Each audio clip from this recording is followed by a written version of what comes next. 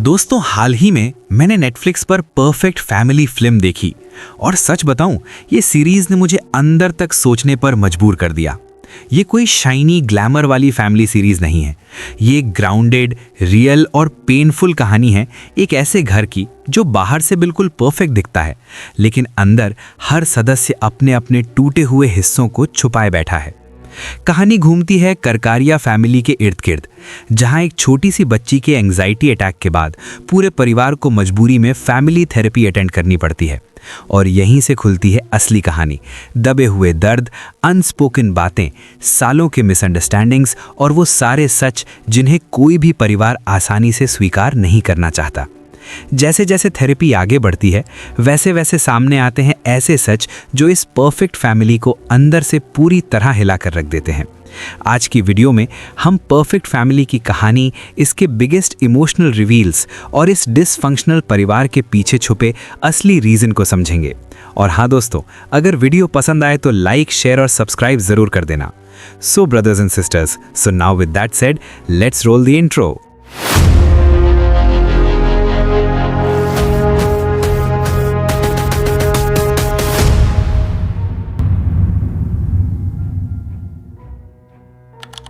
कहानी की शुरुआत में हम 10 साल की लड़की सुया को देखते हैं, जो अनाथालय में रहती है। सोनुई नाम की लड़की से उसकी गहरी दोस्ती थी, पर एक दिन सोनुई की गलती से पूरी बिल्डिंग में आग लग गई। सभी बच्चों को अनाथालय से बाहर निकाल लिया गया, पर सुया गंभीर रूप से घायल हो गई थी। उसके माथे पर बहुत सारे निशान आ गए। उसी दिन से सुया अपने चेहरे को एक अजीब सी विग के पीछे छुपाकर जी रही है। बिना विग के वो इतनी डरावनी दिखती है कि सभी उसे देखकर डर जाया करते थे। यहाँ तक कि उसे अपने चेहरे से भी डर लगने लगा है। अब सुया कोशिश कर रही है कि किसी तरह एक सामान्य जिंदगी जी सके। वो एक नए स्कूल में दाखिल होती है, बट जैसे ही वो गेट के अंदर कदम रखती है, उसे एहसास हो जाता है कि वो लोगों की घूरती नज़र से नहीं बच सकती। उसकी वेग अजीब लगती है और बच्चे फुसफुसाने लगते हैं, कुछ तो हंसते भी हैं। उसी भीड़ में उसकी नज़र पड़ती है सुई हुई पर, स्कूल की सबसे सुंदर और पॉपुलर लड़की। उसके साथ हमेशा 2 हैंडसम लड़के रहते हैं जो उसके लिए जान तक देने को तैयार हैं, और दोनों ही उससे प्यार करते हैं। जहां सुया का आज तक कोई भी बॉयफ्रेंड नहीं था और उसने कभी किसी लड़के का प्यार नहीं देखा, वहीं सुनुई एक रॉयल लाइफ में पली है। उसके माता पिता को पब्लिक में इतना सम्मान मिलता है कि उन्हें perfect family of the year का अवार्ड भी मिला हुआ है। सुया सुनुई की परफेक्ट लाइफ देखकर जल उठती है और एक दिन सुनुई से सवाल करने का फैसला करती है। वो सुनुई के बालों में लगी पिन निकालती है, क्योंकि बचपन में वो उसकी चोटी बांधा करती थी। इसीलिए वो उससे पूछती है कि क्या तुम्हें अभी भी याद है कि इस तरह से बालों को बांधना तुम्हें किसने सिखाया था। और साथ ही वो उसे एक मेज बॉक्स भी देती है जो बचपन से उसने उसे दिया था, और वो दोबारा पूछती है कि क्या तुम्हें कुछ याद आया। सुनुई उसे खाली नज़रों से देखती है और अचानक बचपन की सारी यादें उसकी आंखों के सामने आने लगती हैं कि कैसे वो बचपन में साथ में बहुत खुश रहा करती थी, और जब अनाथालय के बच्चे उसे बुली किया करते थे तो वो सुनुई को उनसे बचाती थी और उसने उसे माचिस जलाना सिखाई थी। दोनों क्लास के बाहर खड़ी बातें कर रही होती हैं। सोया कहती है कि मुझे कभी किसी के द्वारा अडॉप्ट नहीं किया गया, मैं तुम्हारी तरह नहीं थी, मेरे साथ एक हादसा हुआ था। पर सुनुई को कुछ याद नहीं होता। उस रात अनाथालय में बैठकर स्कूल के खर्चों की शिकायत करती है, लेकिन उसके पास कोई मदद नहीं। उसकी बहनें भी मजबूर हैं। सोया को लगता है कि जिंदगी ने उसे हर तरफ से घेर लिया है, क्योंकि वो जिस शॉप में काम करती थी वहाँ का बॉस भी कर्जे की वजह से भाग गया था और उसने सोया के 2 महीने के पैसे भी नहीं दिए थे। अगले दिन सोया मजबूरी में वो सुनुई से पैसे मांगती है, लेकिन सुनुई अपनी परफेक्ट दुनिया में खोई रहती है, जैसे सोया उसके लिए हवा भी नहीं है। सोया के अंदर जमा हुआ दर्द फट पड़ता है। वो चिल्लाकर कहती है कि लोग उसे कचरे की तरह ट्रीट करना बंद करें। तभी सुनुई का बॉडीगार्ड जैसा खड़ा लड़का जियोंग आगे आता है। बिना कुछ सोचे वो पैसे सोया के पास रख देता है और उसे धमकी देता है कि सुनुई के पास दोबारा मत जाना। सबको लगता है कि सुया यहीं टूट जाएगी, मगर वो पीछे हटने वालों में से नहीं है। वो जियोंग को जोरदार मुक्का मारती है सबके सामने, फिर एक जोरदार किक मारती है और पैसे वापस उसके मुंह पर फेंकते हुए सुनुई की तरफ बढ़ती है और गुस्से में चिल्लाती है, क्या तुम मुझे भिखारी समझती हो? मुझे तुम्हारा गंदा घमंडी पैसा नहीं चाहिए। पूरे स्कूल के सामने सुनुई की परफेक्ट इमेज हिल जाती है। कुछ देर बाद सोया स्कूल में अकेली चल रही होती है। तभी वही लड़का फिर उसके सामने आता है। सोया को लगता है कि शायद फिर से उसे तंग करेगा, लेकिन उल्टा वो उसकी हिम्मत की तारीफ करता है और उससे अपनी गलती की माफ़ी मांगता है। धीरे धीरे उसके मन में सोया के लिए एक अजीब सी इज्जत और एडमिरेशन होने लगता है, लेकिन फिर भी सोया अपना असली चेहरा उससे छुपाए रखती है। उधर सुनुई परेशान है। उसे समझ ही नहीं आता कि सोया उससे इतनी नफरत क्यों करती है। कुछ दिनों बाद एक सुनसान गली में सोया सुनुई को लेकर जाती है। सुनुई डरी हुई थी और वो पूछती है कि आखिर तुम मुझे यहाँ क्यों लेकर आई हो। सोया कांपते हाथों से वो अपनी विग हटाती है और अपने जले हुए चेहरे को सामने लाती है। सुनुई दंग रह जाती है। इसी डर और गुस्से में सोया बोलती है, ये वही है जो तुमने उस आग में मेरे लिए छोड़ा था।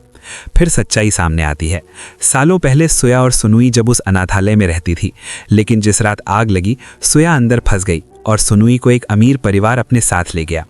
सोया ये मान चुकी थी कि आग लगवाने के पीछे सुनुई का ही हाथ था और वही उसकी जिंदगी बर्बाद होने की वजह है। उसे लोगों ने राक्षस, गंदी कहा, मारा, धमकाया और अब इतने सालों बाद सोया सुनुई के सामने एक वादा करती है, मैं दुनिया को बता दूंगी कि ये परफेक्ट गर्ल असल में कितनी बड़ी विलन है।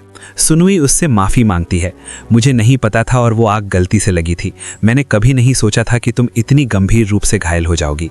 सोया कहती है कि तुम्हारे पास सब कुछ है, इसीलिए तुम सोच भी नहीं सकती कि मुझे कितना दुख हुआ होगा। उस दिन से मेरी जिंदगी नर्क बन गई और वो वापस से अपना विग पहनकर कहती है कि मैं तुमसे बदला ज़रूर लूँगी और वहाँ से निकल जाती है। अगले दिन स्कूल की छत पर सोया सुनुई का दिया हुआ लेटर पढ़ रही थी, जिसमें सुनुई ने उससे माफ़ी मांगी थी और वो चाहती थी कि वो दोनों दोबारा साथ रहें, एक दोस्त की तरह जैसे बचपन में रहा करती थी। सोया भी इमोशनल हो जाती है, पर वो उसे माफ़ नहीं कर सकती थी। तभी स्कूल की दो लड़कियां वहां आ गईं और बदतमीजी करने लगीं। वो उसकी विग का मजाक उड़ाते हुए पूछने लगीं कि उसके बाल सच में असली भी हैं या नहीं।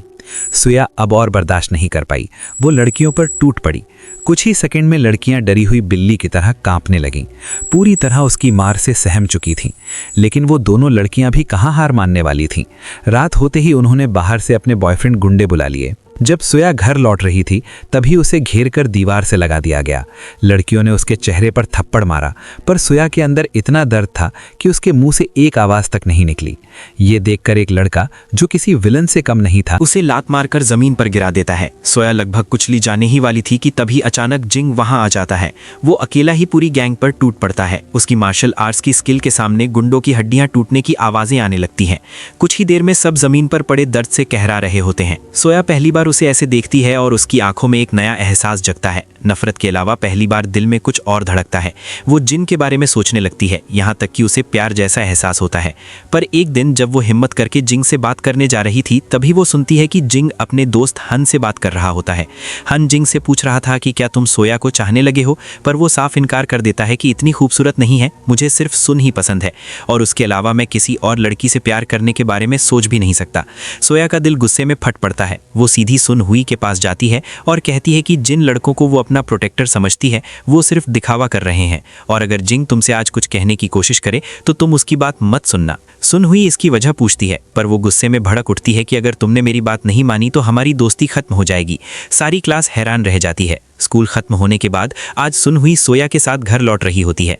तभी जिंग उससे बात करने आता है, पर वो सोया की वजह से जिंग की बातों पर ध्यान नहीं देती और उसे कह देती है कि आज मेरे पास वक्त नहीं है, मुझे पढ़ाई करनी है, और वो सोया के साथ वहां से निकल जाती है। सोया उसे घर छोड़ देती है। बदले की आग में जलती सोया चुपके से जिन के घर पहुंच जाती है, पर सुन हुई मदद के लिए उसे अपना मेथड रजिस्टर देना चाहती थी, इसीलिए वो दौड़कर उसके पास जाने लगती है। पर वो देखती है कि सोया जिन के घर जा रही है। सुन हुई को हैरानी होती है, अगर वो घर के अंदर नहीं जा सकती थी। अंदर सोया को एक खुश रूम दिखता है। फूल, गुब्बारे, रोमांटिक सेटअप सब सुन हुई को प्रपोज करने के लिए तैयार किया गया था। जिंग सोया की आंखों में जलन देखकर पूछता है, क्या तुम्हें सुन हुई से फीलिंग्स हैं? सोया ठंडेपन से जवाब देती है, सुन हुई तुमसे प्यार नहीं करती, उसे तुम्हारी कोई परवाह नहीं, और तुमने जो नेकलेस दिया था वो उसने मुझे दे दिया और कहा कि वो तुमसे कोई रिश्ता नहीं रखना चाहती। जिंग गुस्से से कांप उठता है। वो कहता है कि सुन हुई ऐसी बिल्कुल नहीं है। उसे लगता है कि सोया ने वो नेकलेस चुरा लिया है। वो नेकलेस छीनने की कोशिश करता है और धक्का मुक्की में सोया की वीक गिर जाती है। जिंग उसका असली चेहरा देख लेता है। तुम तो वाकई एक मॉन्स्टर हो। टूट चुकी सोया एक चाकू उठा लेती है और खुद को हर्ट करने की कोशिश करती है। जिंग उसे रोक तो लेता है, लेकिन अंदर से सोया फिर से अपनी पुरानी अंधेरी यादों में डूब जाती है। तभी चीखों की आवाज़ सुनकर सुनहुई अंदर आ जाती है और पूरा सीन देख लेती है। सोया चीखते हुए उस पर टूट पड़ती है। सबकी वजह तुम हो, आग, मेरे जख्म, मेरी बर्बाद जिंदगी, सब तुमने दिया। और फिर सोया चाकू लेकर सुनहुई पर हमला करने के लिए दौड़ती है, लेकिन ठीक उसी समय जिंग बीच में आ जाता है। चाकू उसके पेट में धंस जाता है और वो जमीन पर गिर पड़ता है। खून बहता हुआ उसकी सांसें धीरे धीरे बंद हो जाती हैं। सुनहुई खून में लथपथ हालत में घर भागती है और चीखती है कि जिंग उसकी बाहों में मर गया।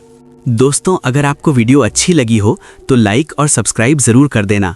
और हाँ, अगर आप चाहते हो कि नेक्स्ट पार्ट जल्दी आए तो कमेंट में लिखना नेक्स्ट पार्ट करो, ताकि मुझे पता चले कि आप नेक्स्ट पार्ट का वेट कर रहे हो।